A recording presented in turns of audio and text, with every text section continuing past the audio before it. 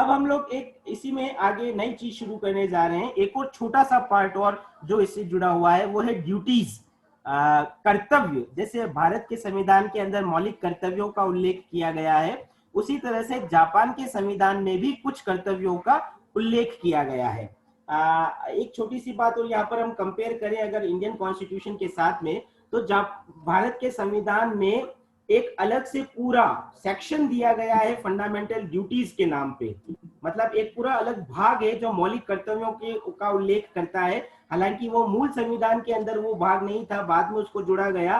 पहले 10 मौलिक कर्तव्य थे, बाद में एक 11वां कर्तव्य और जोड़ा गया। तो वर्तमान में हम कह सकते हैं कि टोटल 11 मौलिक कर्तव्य भारत के अंदर प्रत्येक नागरिक को प्राप्त है। उसी तरह से जापान के अंदर भी नागरिकों को कुछ कर्तव्य बताए गए हैं। अब यहाँ पर देखो दो चीजें हैं। पहली बात, अभी हम पढ़ रहे थे अधिकार और अब हम पढ़ रहे हैं कर्तव्य। ये दोनों आपस में एक दूसरे से जुड़े हुए हैं, लेकिन एक थोड़ा सा अंतर भी है।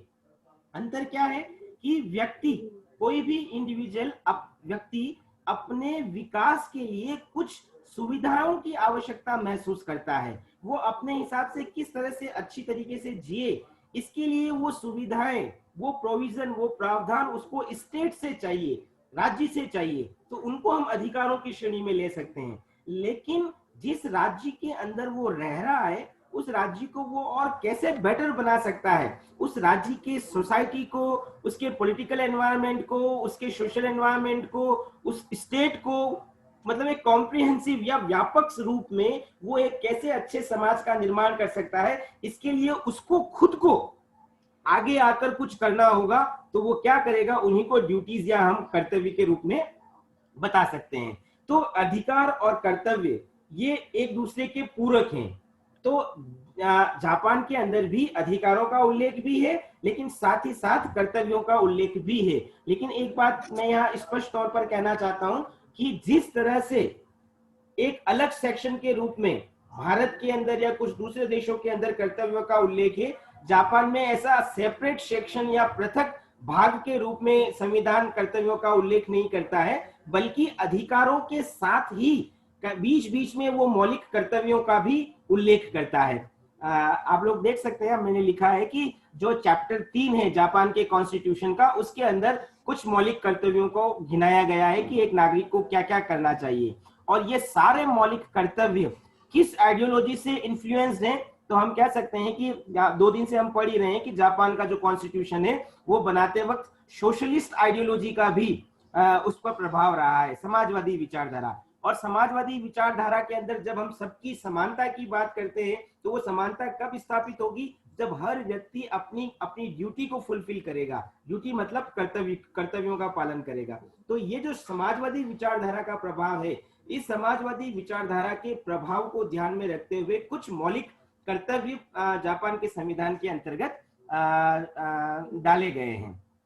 फिर यहाँ पर हम एक चीज और कह सकते हैं कि ये जापान के जो संविधान के अंदर उल्लेखित मौलिक कर्तव्य हैं, जिन जिन कर्तव्यों को गिनाया गया है, वो बहुत ही शॉर्ट में है, जिनका नंबर भी बहुत कम है। अभी हम देखेंगे 4 मौलिक कर्तव्यों की बात जापान का संविधान करता है। तो इन कर्तव्यों के पीछे एक और जो धारणा है, वो धारणा ये है कि जापान का जो समाज था, जो ट्रेडिशनल सोसाइटी थी, वो टोटलिटेरियन या अथॉरिटेरियन, जिसको हम सर्वसत्तावादी समाज कह सकते हैं। सर्वसत्तावादी समाज मतलब जैसे आज मैं बहुत पावरफुल व्यक्ति हूं, सारे पावर मेरे पास है, तो मैं जो चाहूंगा वो करूंगा, और उसमें मैं क्या ध्यान रखूंगा कि मेरे इंटरेस्ट कैसे पूरे होते हो। जो मेरे जो साथ में एसोसिएट हैं, मेरे से जुड़े हुए हैं, मैं केवल उन्हीं के इंटरेस्ट को प्रोटेक्ट करूंगा, और वो लोग जो मेरे से एसोसिएट हैं वो भी मेरे नाम पर अपनी मनमर्जी को चलाने की कोशिश करेंगे। तो एक तरह से अथॉरिटेरियन स्टेट का जो कॉन्सेप्ट है, उससे क्या होता है कि कुछ लोगों को तो कहा जाता है आपको ये करना है, लेकिन जिनके पास अथॉरिटी होती है वो अपनी ड्यूटीज को भूल जाते हैं। तो ये जो माइंडसेट था, फ्यूडल जो स्ट्रक्चर था पहले का, या जो जब मोनार्की चल रही थी, तो मोनार्की और फ्यूडल स्ट्रक्चर के समय ये जो अथॉरिटेरियन मानसिकता थी, इसको खत्म करने के लिए मौलिक कर्तव्यों को शामिल किया गया है। तो अब ये जो मौलिक कर्तव्य वो सम्राट से लगाकर एक कॉमन मैन तक सबको इन कर्तव्यों का पालन करना है। और एक दूसरी बात जो हम लोगों ने लिखी है कि जापान के अंदर liberal democratic feelings liberal democratic feelings का मतलब कि मैं भी लोकतंत्र का पालन कर रहा हूं और मैं लोगों को भी लोकतांत्रिक मूल्यों का पालन करने का अवसर दूंगा। ये सब कब होगा? जब मैं अपनी ड्यूटी का पालन करूंगा और हर इंडिविजुअल अपनी अपनी ड्यूटी का पालन करेगा। तो एक लिबरल डेमोक्रेटिक फीलिंग को एक्सपांड करने के लिए भी जापान के अंदर संविधान के अंदर कर्तव्यों का उल्लेख किया गया है। और जैसा मैंने आपको कहा था कि संविधान में कोई अलग से इसका कोई पार्ट इंडिकेट नहीं है, केवल अधिकार जहां जहां बताए गए हैं उन्हीं अधिकारों में बीच बीच में मौलिक कर्तव्यों का भी उल्लेख किया गया है। तो ये एक प्रारंभिक परिचय हम कर्तव्यों के बारे में दे सकते हैं। और इसके बाद जब हम कर्तव्यों की बात करते हैं, कौन कौन से मौलिक कर्तव्य जापान के संविधान के अंतर्गत हैं, तो आप देख सकते हैं स्क्रीन पर 4 मौलिक कर्तव्यों का उल्लेख हम लोग कर सकते हैं जो जापान का संविधान प्रदान करता है। अब वो 4 मौलिक कर्तव्य कौन से हैं? सबसे पहले जब हम आर्टिकल 12 की बात करते हैं, आर्टिकल 12 के अंदर एक बात कही गई है, आप याद करो, आर्टिकल नंबर 10 से लगाकर 40 तक मौलिक अधिकारों का अधिकार बताते हैं। जापान के संविधान में अनुच्छेद 10 से लगाकर अनुच्छेद 40 तक मौलिक अधिकारों का उल्लेख है। 12 भी उसी में आता है। अनुच्छेद 12 के अंदर क्या कहा गया है कि प्रत्येक नागरिक को मौलिक अधिकार प्रदान किए गए हैं, लेकिन उन अधिकारों की रक्षा करने की जिम्मेदारी भी किसकी है?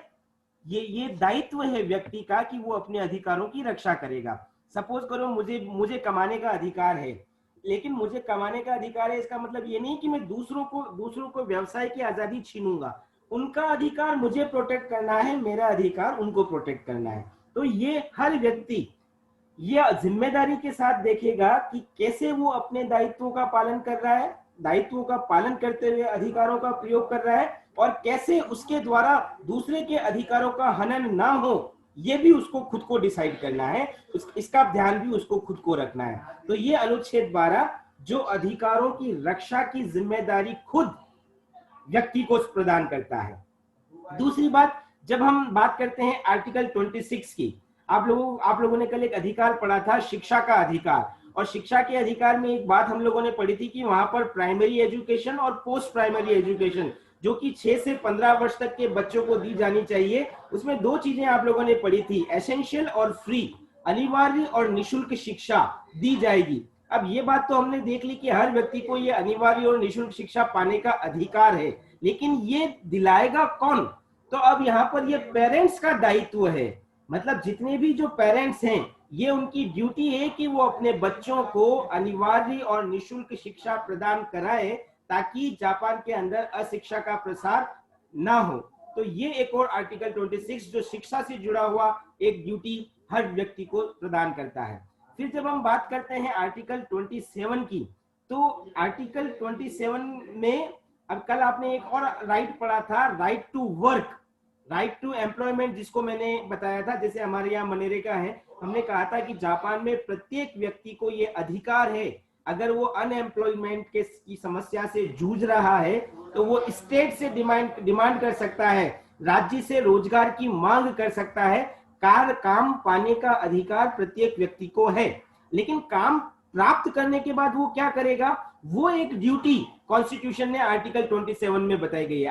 आर्टिकल 27 क्या कहता है कि हर व्यक्ति कार्य प्राप्ति के साथ साथ जो कार्य उसको सौंपा गया है, पूरी डेडिकेशन के साथ, पूरे समर्पण के साथ वो उस कार्य को करेगा। ये प्रत्येक नागरिक का दायित्व है कि वो सौंपे गए कार्य का ईमानदारी से पालन करेगा।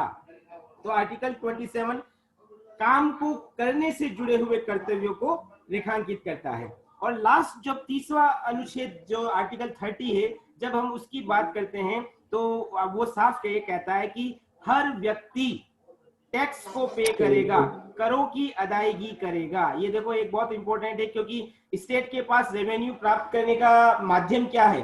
कोई भी स्टेट रेवेन्यू कहां से जनरेट करता है? वो लोगों के ऊपर टैक्स लगाता है रूल्स के अकॉर्डिंग, और जब लोग वो टैक्स पे करते हैं तो स्टेट की रेवेन्यू जनरेट होती है, और उसी रेवेन्यू के बेस पर स्टेट अपने सारे फंक्शन, चाहे वो एसेंशियल फंक्शन हो, चाहे वेलफेयर के फंक्शन हो, वो सारे फंक्शन पूरा करता है। तो एक राज्य ये सारे काम कब कर पाएगा? जब लोग ईमानदारी से करों को या टैक्स को पे करें। तो जापान के अंदर भी हर नागरिक की ये ड्यूटी बताई गई है कि वो आर्टिकल 30 के तहत प्रत्येक व्यक्ति को प्रेरित करता है कि आप अपने अपने टैक्स को पे करें। तो ये 4 जो मौलिक कर्तव्य हैं, ये इनडायरेक्टली, फिर मैं कह रहा हूं अलग से सेक्शन में नहीं, अधिकारों के साथ ये मिक्स है, इसलिए हम कह रहे हैं कि इनडायरेक्टली लोगों को संविधान बताता है कि आपको राज्य के लिए, समाज के लिए और अपने लिए क्या क्या अपनी ड्यूटी निभानी है। तो ये आपका एक छोटा सा पार्ट हुआ।